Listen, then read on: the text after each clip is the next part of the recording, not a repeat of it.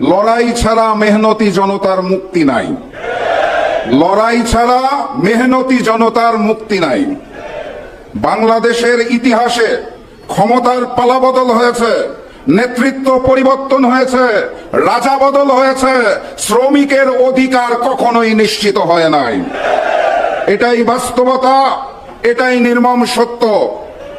ওই প্রবাসে আমার যে শ্রমিক ভাইরা থাকে, তারা যদি রেমিটেন্স বন্ধ করে দেয়, আমার দেশের যে শ্রমিক ভাই বোনেরা আছে তারা যদি কাজ বন্ধ করে দেয়, তাহলে সংসদের ওই মন্ত্রী এবং প্রধানমন্ত্রীর বেতনও হবে না।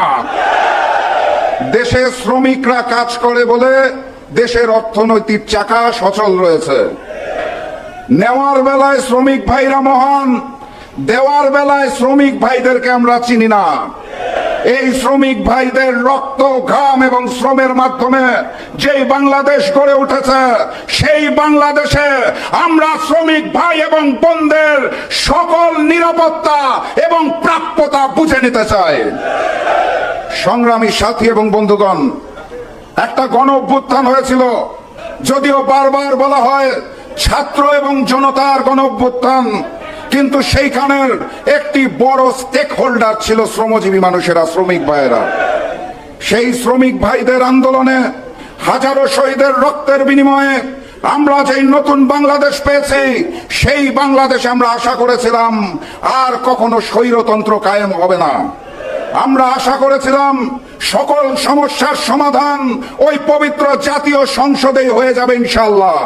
আমরা আশা করেছিলাম আমাদেরকে আর রাজপথে নামতে হবে না। কিন্তু ভাগ্যের নির্মম পরিহাস, এই বিএনপি সরকার ক্ষমতায় আসার পর জুলাই গণঅভ্যুত্থানকে অস্বীকার করতে চায়, তারা জুলাইকে অস্বীকার করতে চায়, তারা গণভোটকে অস্বীকার করতে চায়, তারা 70% মানুষের গণভোটের হায়ের ম্যান্ডেটকে অস্বীকার করতে চায়। সংস্কার করার জন্য যে সকল অধ্যাদেশ জারি করা হয়েছিল, তারা একে একে সব গুরুত্বপূর্ণ অধ্যাদেশ বাতিল করে দিচ্ছে। তারা সংস্কার মানতে চায় না। চিন্তা করে দেখুন, জুলাই সনদ, সংস্কার সব বাদ দিলাম, জুলাইয়ের জন্য একটা জাদুঘর তৈরি করা হয়েছিল, জুলাই মিউজিয়াম, সেটাকেও তারা স্বাধীনভাবে চলতে দিতে চায় না। সেখানেও তাদের সরকারি হস্তক্ষেপ প্রয়োজন, তাদের নিয়ন্ত্রণ প্রয়োজন। তারা জুলাইকে এতখানি ভয় পায় কারণ তারা জানে জুলাইয়ে শুধুমাত্র ফ্যাসিস্ট শেখ হাসিনা এবং আওয়ামী লীগের পতন হয় নাই, সেই দিন ওই ভারতীয় আধিপত্যবাদেরও পতন হয়েছিল।